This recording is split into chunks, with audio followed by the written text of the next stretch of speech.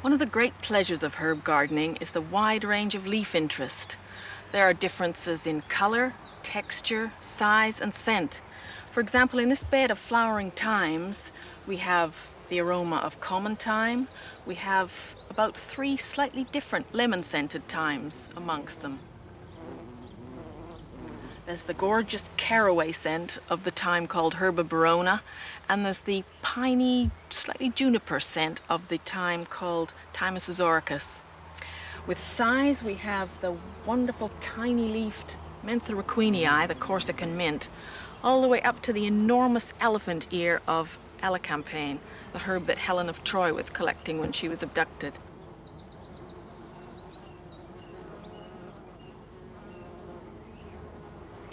With texture, we have the velvety, sensuous leaves of the marshmallow.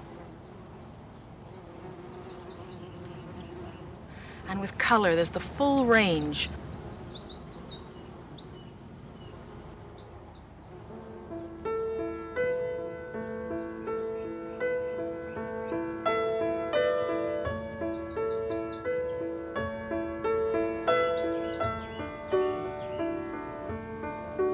And all the beautiful variegated leaves that come into the herb garden.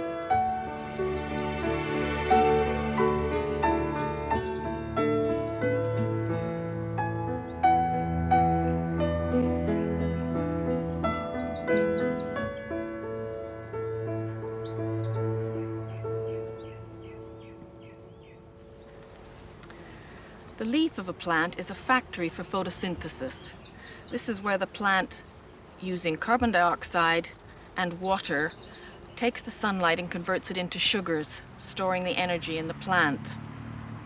When you have a variegated leaf, like this gold variegated sage, the areas that are yellow are not processing sunlight in the same way. It's only the green patches, so the leaf isn't as strong, and that's why this kind of plant usually needs more sunlight. The time of day and the season of the year affect the makeup of a leaf, and that's why it's important to pick it at a particular time. And this is in the morning, after the dew has gone and before the hot midday sun has drawn all the essential oils out. And the best season to pick it is just before the plant comes into flower, because at that time some of the goodness will migrate away from the leaves into the flowers for seed production.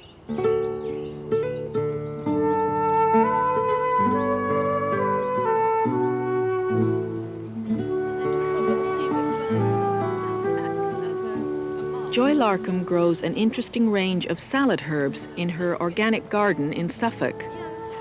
This is a Chinese tool made out of a saw, which has a hoe on one side and a rake on the other. It's a lovely tool, just the right width for doing these sort of wide drills in between plants like this. Joy, this is an absolutely charming garden, your idea of mixing herbs and fruit and vegetables all together. But I've often wondered why we give it a French name, call it a potager. Well, it comes from the French potager, a vegetable garden. And I think traditionally the French used to mix together flowers and vegetables and herbs and so on. And so that's really where it started, I think. So they had an aesthetic eye. I think bit so. ahead. And also very practical, because I think it works quite well and you've got everything you wanted in a small area. You've got a stunning collection of different coloured plant leaves here. Do you use them all in salads? Yes, I think we do. Those purple leaves. Yes, that's the bull's blood beetroot, which is a fantastic colour, and it actually keeps the colour all winter. And you've got some lettuce growing here as well. Is there something special about those? That's a Japanese variety that's not on the market, but it stayed sort of lovely and low and pretty for a long time, whereas this old-fashioned marvel of 4 seasons has actually gone to seed. But it has beautiful purple leaves. You forgive it. Oh, and speaking of leaves, there's this variegated nasturtium, which is quite unusual, isn't it? Yes, that's Alaska. It's a lovely, delicate leaf here compared to the big leaves of the ordinary ones for a salad. And then we use the flowers as well. And these are quite unusual colour range, aren't they? Sort of peachy and scarlet colours. Yeah, they have a wonderful range of colours with them. So, in fact, these are all self-sown, and I just wait and see what So we can use some in our salads? Yes. Great.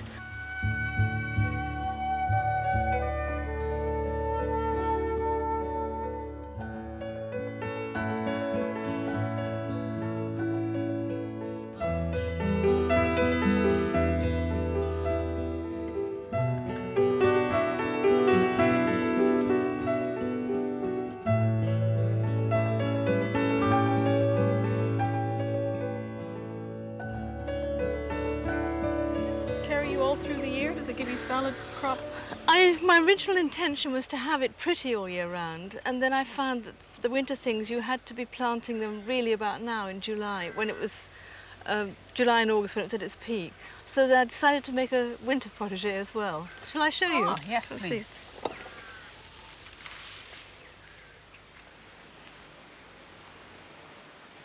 I love that winter marjoram around the edge of that. It does make a lovely little border, and it stays green in winter. You know, the whole idea here is to have as much as possible that's coloured in winter. I hadn't realised that this buckler leaf sorrel stays green in winter as well, does it? Most winters it does. It makes a lovely sort of carpet even One of in my winter. favourite herbs. Sharp, lemony zest to it. It's a terrific sorrel. You know, it is so strong. You can't believe you get so much flavour from a tiny leaf. Over there, I've put some ornamental kales for the winter, planted among the parsley.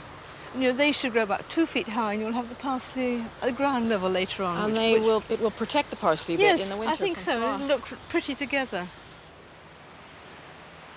I see you've got a stunning plant as a focal point for your potager. Yes, that's a cardoon, which is, I mean, it's a wonderful architectural plant. And can you use it? Well, you can't use an old one, really. You're supposed to take a young plant in its first season and blanch the stems, and you can eat them. Sort of around Christmas, they have a lovely flavour of their own. You can also use the very young heads. You can apparently make a soup out of them.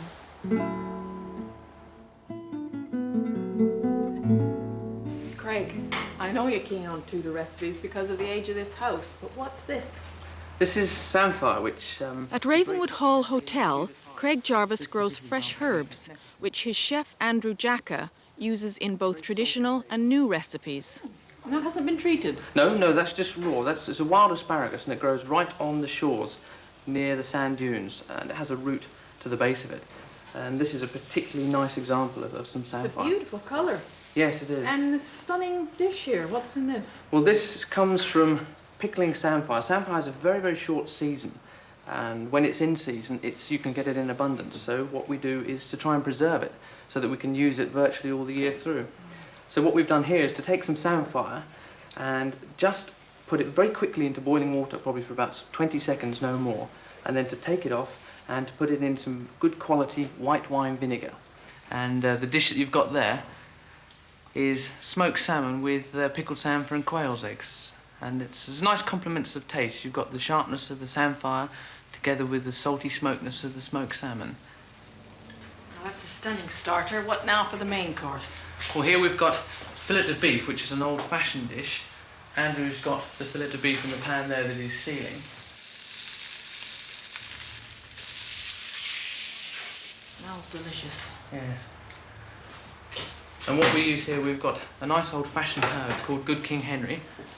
And what Andrew's got is some puff pastry here. Andrew's putting the bacon onto some puff pastry for this beef dish that he's got. And this is his herb pate, which has got Good King Henry, shallots and chives in this. And the Good King Henry it's like spinach, but it gives it a really nice bitter taste to it. And the pate helps take in the juices from the meat, and the whole thing creates a nice flavour, and it's sealed in the puff pastry, so none of the juices should escape out of it. Lovely colour. Yes, it is. This is quite an old-fashioned dish. It goes back a couple of hundred years, and it's a very filling dish. It's very good for the winter time. This particular dish we serve with a malt whisky sauce, which is a very nice sort of combination to go with it. And more herbs from your garden in this dish? Yes, so what we've got here is a poussin, which is a 4 to 5 week old chicken. So with this baby poussin, what Andrew's got here is a nice thyme jus that he's made up to go with it.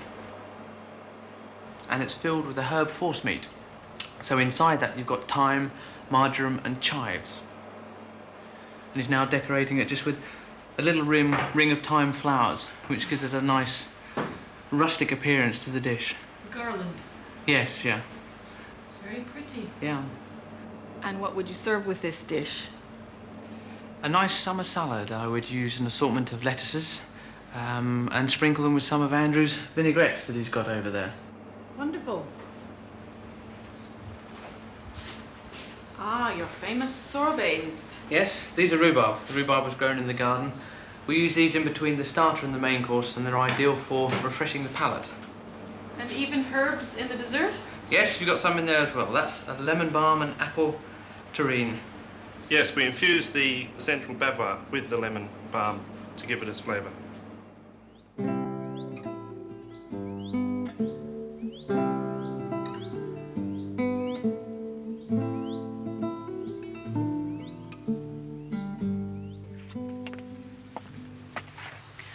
The rich mineral content and trace elements in both comfrey and nettle leaves makes them an excellent garden fertilizer. If you want to try it, just soak the leaves in water for about 3 weeks and then strain the brown liquid and use it on pot plants and especially tomato plants. 3 leaves, elder, basil and rhubarb, can be boiled in water for 20 minutes to give quite a powerful insecticide against aphids. But as with any insecticide, do take care not to leave it around where children could harm themselves. And another leaf with domestic use is the bay. If you put it in with a jar of flour or in with dried figs, it will help deter weevils. And for ants, if you see an ant in your house, this is the herb they don't like. This is pennyroyal. It has a powerful scent, and if you just rub it across their track, they won't step across where the oil or the scent has been left. Or just leave a sprig in your cupboard and remember to disturb it whenever you pass by, and they won't like it. It also deters fleas, and if you can persuade your cat to wear a collar of it or tuck it into a cat basket, it'll keep the fleas away.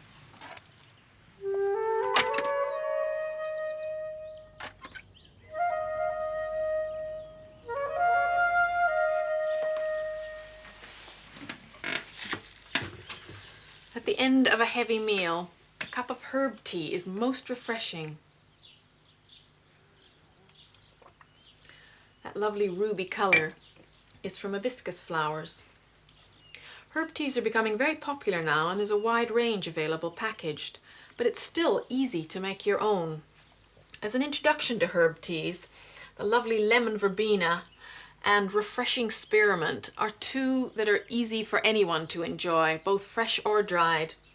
And another one that's best fresh is lemon balm, which has been called the elixir of life because of its reputation for longevity. I use about 3 sprigs to make 2 cups. Just put them in your teapot and top it up with boiling water and leave it to brew as for normal tea, about 5 minutes. It was said to have been the early morning tea of a Prince of Glamorgan who lived to be 108, and a certain John Hussey of Sydenham who lived to be 116. Several herb leaves also have therapeutic properties as teas, and at the first sign of a cold, take a mixture of equal parts of yarrow and peppermint leaves, plus elderflower. As these are only available in the spring, you can dry them or put some in the freezer, which is what I did with these. And for sore throats, sage is wonderful, especially the purple sage. Really cleanses the throat. Another herb leaf with almost legendary healing properties is comfrey or knitbone. It has more protein in its leaf than any other known member of the plant kingdom. There's a recipe here for making up a sort of oil out of the leaves, and it's the nearest thing I've seen to alchemy. Just take comfrey leaves, chop them up as small as your patience will allow, about 1/2-inch squares will do. Jam them into a clean, dry jar. Push it right up to the top, pushing right into the shoulder. Then put a lid on and put it away in a cool, dark place like a garage for 2 to 3 years. During that time, various fermentations take place. It collapses and you end up with this amber viscous liquid, which you then pour off into a clean container and label. This oil contains a protein called allantoin, which helps cells regenerate, and it's very useful on rough skin, early eczema patches, and sprains, and stubborn skin ulcers that won't heal. It helps the healing process. Another herb leaf with remarkable properties is the aloe vera, and it's a tender plant, so it's most pleased to grow in your kitchen, where it's very convenient for burns, minor burns that you might get when cooking. Now, you cut a small piece of the leaf, then you slice it open to reveal this gelatinous sap which is inside. Lovely gooey stuff. And you put it over the burn, and it does three things. First of all, it cools it and stops the burning sensation. It protects it because it seals it from bacteria, things like that. And it also helps the healing process. And there's another common plant which has similar but just a little bit less strong properties, and that's the common house leek. And Charlemagne, in his grand days, commanded everyone to grow it on their roofs. The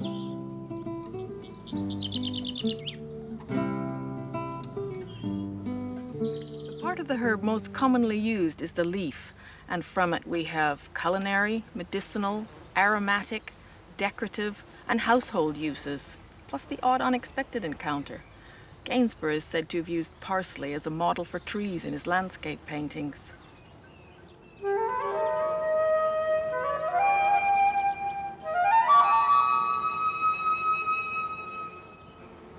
The quality of herbs that first drew me to them was the fresh aromatic scents of their leaves and the many different ways that you can experiment with bringing them into your home. I think probably the easiest way is just a bunch of fresh herbs in a vase. As the plant essences evaporate, they cool the air and also perfume it. Or we can try the Elizabethan idea of taking some of the strongly scented leaves, like this Santolina, the tansy leaves, this silver wormwood, that wonderful sweet lemony southernwood, dry them and tuck them under a corner of a carpet where walking on it will release the scent and also discourage insects. We can also use these aromatic herbs mixed perhaps with some of the sweeter ones like lemon verbena and lavender flowers and tuck them into sachets, and you can put them in drawers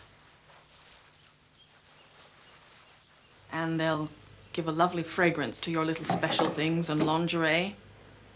They can be tucked into books to discourage worms that may attack old books. The Egyptians used to use cinnamon to protect their papyrus in that way. They can be used in coat hangers, just covered with a bit of pretty fabric. And then you can have a shirt that smells in the morning of lemon verbena or lavender, whatever your favorite scent is. The scent of several herbs will discourage flies. If you hang a bunch of mint up by an open window or door, it will help stop them a little bit from coming in, as will a pot of basil, which is a traditional Southern European trick. And tansy also is quite useful. They don't like the smell of tansy. One of my favorite ideas is to keep by the telephone if you're expecting a fraught call, or if you're a busy executive even in an office. Keep some lavender flowers in an open dish, and while you're talking on the telephone, just play with the lavender flowers, and the scent soothes the mind and the brain, and it's one step better than doodling on a pad. You can also put the aromatic herbs into a sleep pillow, and I think this is one of the nicest things of all.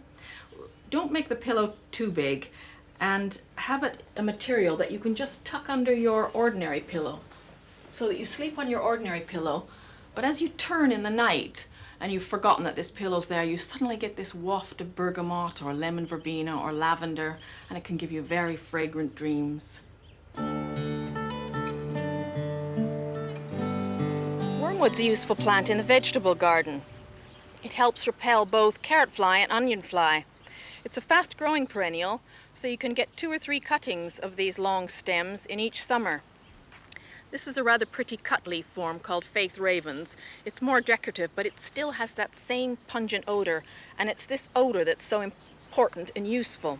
Now, you lay down these branches between your rows of onions or carrots, and the idea is, as you go to pick your carrots, or thin them, as I would be doing here, you bruise the leaf, and Mrs. Carrot Fly can smell this leaf 4 miles away.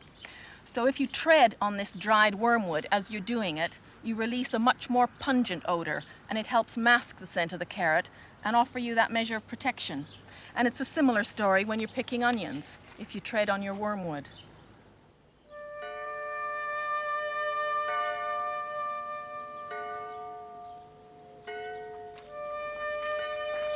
And I'm a magnificent range of plants here. You must be pleased with your garden. Thank you. Yes, I am rather pleased. I love this Artemisia too. Yes, I'm keen on Artemisia. Sonia Beresford Hobbs is a flower arranger who uses fragrant herbs when making up garlands. Her garden provides the inspiration and raw material for much of her work. Now you've got a bergamot there and that lovely pale-coloured yarrow flower. Yes, that's the new one, Salmon Beauty. Rather pretty, I think. Very subtle. And a flowering thyme, and I see a white-flowered hyssop. Yes, with the Perovskia and the agapanthus next door, it makes a very good combination. Blues and whites, gorgeous. Beautiful colour scheme. Thank you. Now you were making a garland here. Yes, for a party. Can you For a share dining some of room. your techniques with us? Yes, of course. But I think things that you might want to know about is how to begin. Oh, yes. Literally with your piece of string. I measured between the candlesticks how much I'm going to need. Not very good pair of scissors, but still. The secret is to keep it nice and wet all the time you're doing it. Really is very important.